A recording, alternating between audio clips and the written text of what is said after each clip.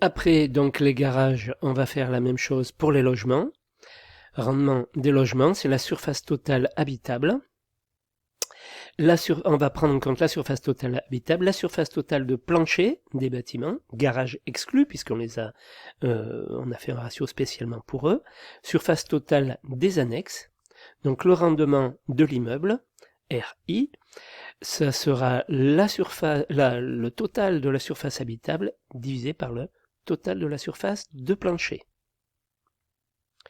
Le coût d'un garage, donc, en euros, précisé s'il est hors taxe ou TTC. Ces éléments permettent d'établir les ratios de l'opération.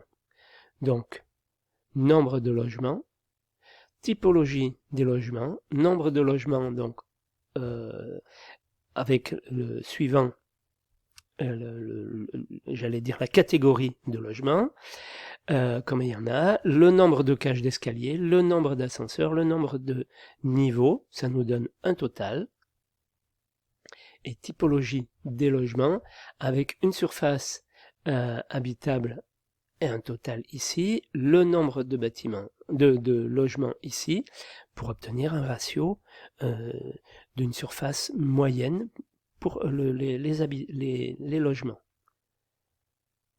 Le ratio de l'opération, ça sera donc bâtiment, le coût des bâtiments, le coût des VRD, bâtiment plus VRD, plus garage. Voilà, donc 1 euro par mètre carré de surface habitable, 1 euro par mètre carré de surface de plancher, 1 euro par logement fictif moyen, voilà, on aura défini avec le tableau de la diapo précédente, et on va donc comme ça se faire des ratios. Voilà. Donc pour les autres immeubles, ça se ressemble beaucoup avec ce que l'on vient de traiter précédemment pour l'immeuble précédent. Il faut connaître la destination de l'immeuble, si ce sont plutôt des bureaux, des entrepôts ou autres. Voilà, à préciser. Et toujours pareil, on va prendre en compte la surface de plancher totale, la surface utile totale, le rendement de l'immeuble, RI sera égal à la totale de la surface utile divisé par le total de la surface de plancher. Le montant du marché, il faut le connaître, pour le bâtiment, les VRD, le total. Le nombre de niveaux, le nombre de cages d'escalier, le nombre d'ascenseurs, le cas échéant. Voilà. Le rendement des garages de la même manière, nombre de garages, surface totale de plancher de garage, voilà.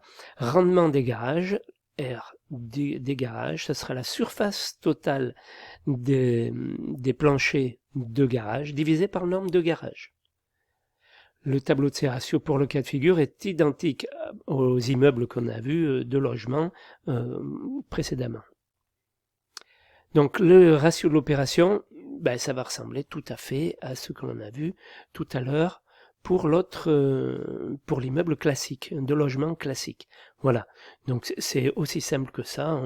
On utilise, ça peut paraître un peu empirique, mais c'est de cette manière qu'on s'y prend pour estimer une affaire future, quoi. Voilà, on fait des ratios avec des tableaux de cette sorte-là. Après, vous les adapterez, vous, à vos besoins. Ça, ce sont des exemples.